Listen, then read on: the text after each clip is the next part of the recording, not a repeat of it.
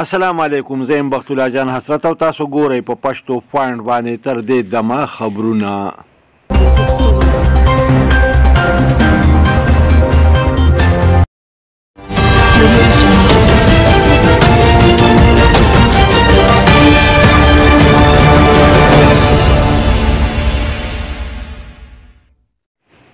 کتونکو راځئ چې وګورو د ټولو اول سر خبرونه.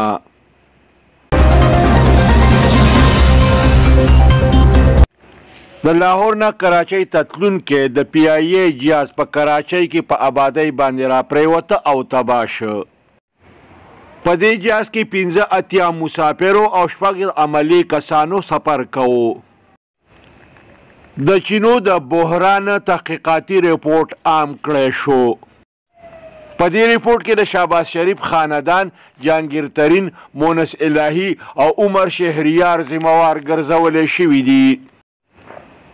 د خیبر پښتونخوا وزیر اعلی محمود خان ویلي دي چې د کرونا وایرس په تناظر کې بجټ تیار کړی شوی دی.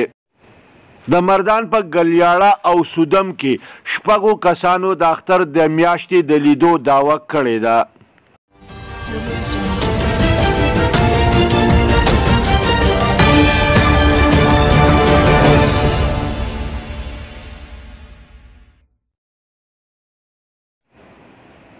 راځئ چې وګورو اوس د دې خبرونو تفصیل.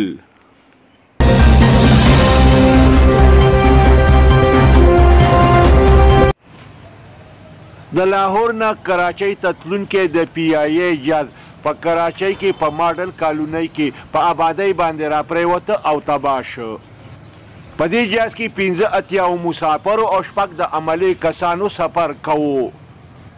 په مسافرو کې 51 نارینه، 10 زنانه او 9 ماشومان شامل وو. دا افسوسناکه پیښه په کراچۍ کې مخې ته راغله. دا جهاز د لاهور نه کراچۍ ته چې په کراچۍ کې په ماډل کالونۍ کې په آبادۍ باندې د پاسه راپرېوته، د اور لمبې او لوګي ته اوچت شو او وسوځېده، په مکمله توګه تباه شو.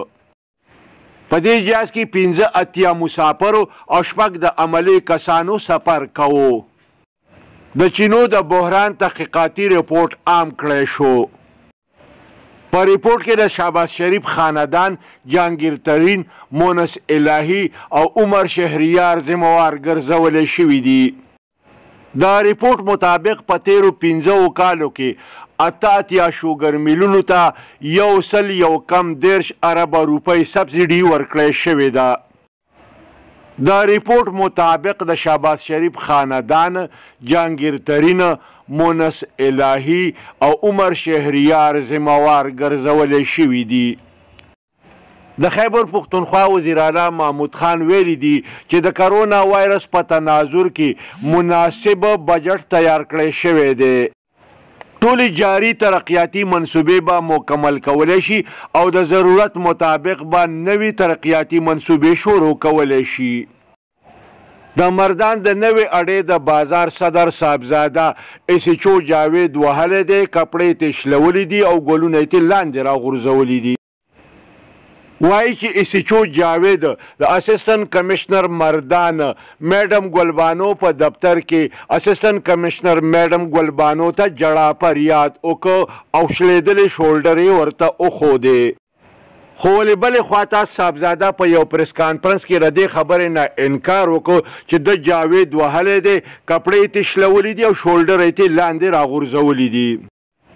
په دې پریس کانفرنس کې د انجمن تاجران مردان مشران موجود او دا ټولې خبرې د هغې په مخ کې صاحبزاده پریس کانفرنس کې وکړې. وایي چې د مردان په علاقه ګلیاړه او سودم کې 6 کسانو د اختر د میاشتې د لیدو دعوه کړې ده. دارنګې په وزیرستان میرالي کې هم کسانو د اختر د میاشتې د لیدو دعوه کړې ده. خو بیا هم مقامی او صوبایي رویت هلال کمیټو د اختر اعلان ونه کړ.